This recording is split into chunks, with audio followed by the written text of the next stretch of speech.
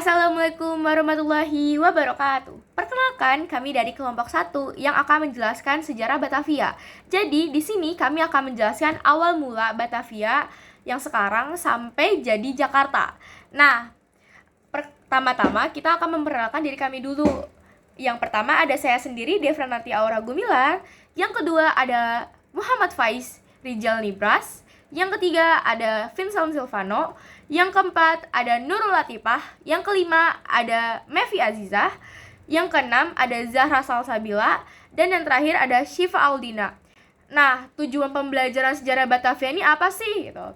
Nah, pertama-tama kalian tuh bakal memahami asal-usul Jakarta. Jadi, kalian tuh mengetahui bagaimana Batavia bermula dari yang namanya Sunda Kelapa ke Jayakarta, lalu ke Batavia, dan yang terakhir menjadi ibu kota yang sekarang, ibu kota negara kita sekarang, yaitu Jakarta. Yang kedua, kalian mengetahui peristiwa penting nih. Jadi, kita tuh memahami tragedi dan dinamika sejarah seperti pembantaian Tionghoa 1740, kerja paksa, keruntuhan VOC, dan pergantian nama menjadi Jakarta. Yang ketiga, membangun kesadaran, sejarah, dan nasionalisme. Nah, jadi kita tuh menjadikan sejarah Batavia itu tuh sebagai cermin perjuangan rakyat kita nih melawan kolonialisme, sekaligus menumbuhkan rasa bangga terhadap identitas bangsa. Yang keempat dan yang terakhir, menghargai warisan budaya. Jadi kita tuh bisa jadi kita menjaga peninggalan sejarah kita kayak kota tua, bangunan kolonialisme, dan budaya Betawi yang sebagai aset negara. Nah, selanjutnya saya akan menjelaskan latar belakang Batavia. Nah, Batavia ini merupakan nama lama dari kota Jakarta yang sekarang menjadi ibu kota negara kita di Kesatuan Republik Indonesia. Nah, nama Batavia ini diberikan oleh Belanda pada abad ke-17 ketika VOC menjadikan kota ini sebagai pusat perdagangan sekaligus pusat pemerintahan kolonialisme Hindia Belanda. Perubahan dari Jayakarta menjadi Batavia membawa pengaruh besar terhadap perkembangan sosial, ekonomi, politik, dan budaya di wilayah ini. Oleh karena itu, memahami sejarah Batavia itu penting untuk melihat bagaimana sih perjalanan sejarah bangsa Indonesia, khususnya dalam menghadapi kolonialisme. Asal-usul Batavia. Sebelum dikenal dengan nama Batavia, wilayah ini adalah pelabuhan Sunda Kelapa yang kemudian berubah nama menjadi Jayakarta oleh Pangeran Fatilah pada abad ke-16. Jayakarta merupakan sebuah kota pelabuhan penting yang menjadi pusat perdagangan di daerah pesisir utara Pulau Jawa. Namun, pada tanggal 30 Mei 1639, Jan Pieter Soensuen, Gubernur Jenderal VOC, menyerbu dan menghancurkan Jayakarta yang saat itu dikuasai Kesultanan Banten. Reruntuhan Jayakarta kemudian didirikan kota baru yang dinamakan Batavia. Nama yang diambil dari suku Batavieren, nenek moyang bangsa Belanda yang pernah mendiami daerah tepi Sungai Rhine di Eropa. Nama ini juga dipakai untuk sebuah kapal layar besar milik VOC Soen mempunyai visi menjadikan Batavia sebagai pusat perdagangan dan kekuasaan militer VOC di Asia. Pendirian Batavia menandai awal dominasi kolonial Belanda yang menguasai wilayah Nusantara Indonesia. Perkembangan kota Batavia. Jadi, pada 4 Maret 1621, pemerintah kota Batavia secara resmi dibentuk.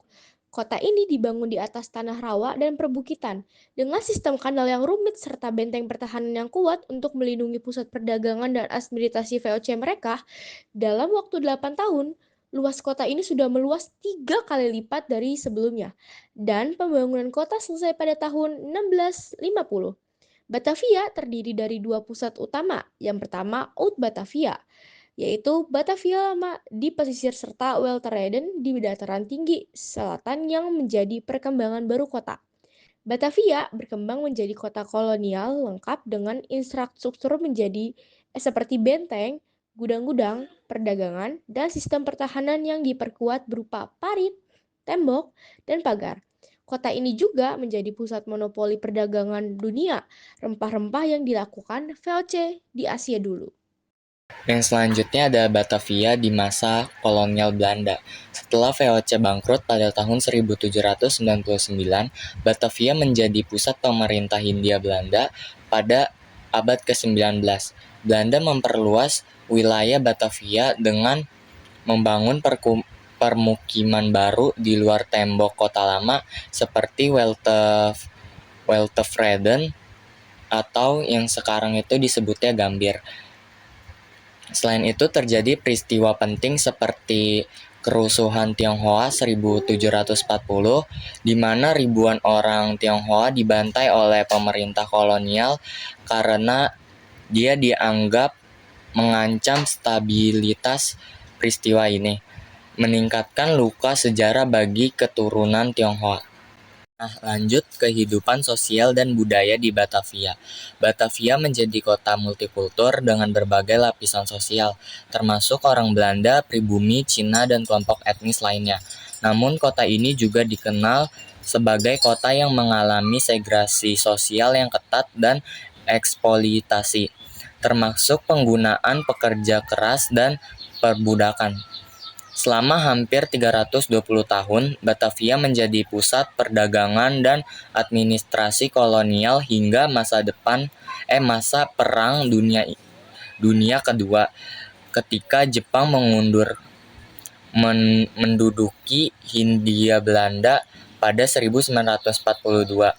Nama Batavia secara resmi dipakai selama masa penjajahan Belanda hingga masa pendudukan Jepang.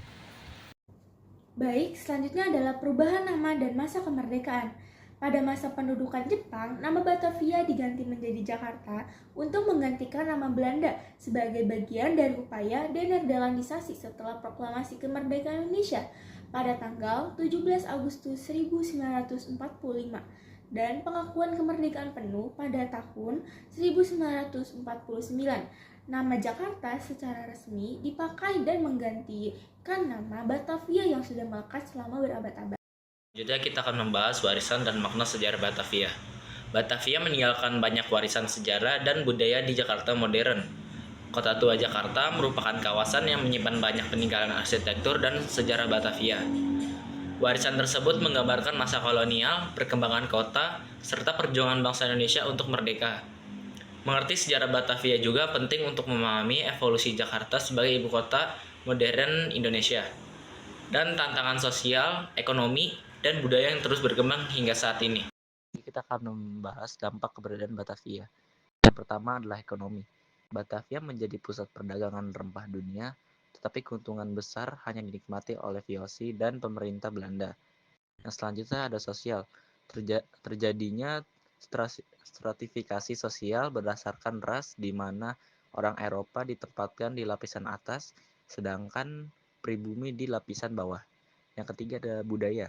Terjadi percampuran budaya antara Belanda, Tionghoa, Arab, dan pribumi, yang dapat dilihat dari arsitektur, kuliner, serta gaya bahasa. Selanjutnya saya akan menjelaskan kesimpulan. Sejarah Batavia menggambarkan perjalanan panjang sebuah kota yang dibangun sebagai pusat kekuasaan dan perdagangan Belanda di Asia Tenggara sejak tahun 1619. Perubahan nama Batavia menjadi Jakarta pada masa pendudukan Jepang dan setelah kemerdekaan Indonesia menandai transformasi penting dalam sejarah kota ini.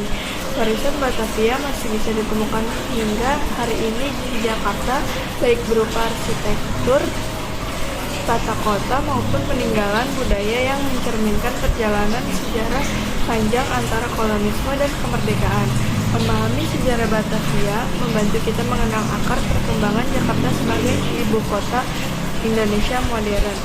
Selanjutnya saran. Penelitian lebih lanjut perlu dilakukan untuk menggali sejarah sosial dan budaya masyarakat Batavia. Diharapkan ada pelestarian dan pengembangan kawasan kota tua Jakarta sebagai warisan sejarah Batavia, meningkatkan edukasi sejarah Batavia, pendidikan guna menambah wawasan anak muda tentang masa kolonial dan perkembangan bangsa Indonesia. Saran dari kami tentang Batavia perlu diperhatikan lagi dan diperkembangkan oleh generasi yang mendatang. di Indonesia dengan menggali tuntas tentang sejarah yang ada di Batavia dan pada masa kolonisme. Sekian presentasi dari kelompok kami. Wassalamualaikum warahmatullahi wabarakatuh.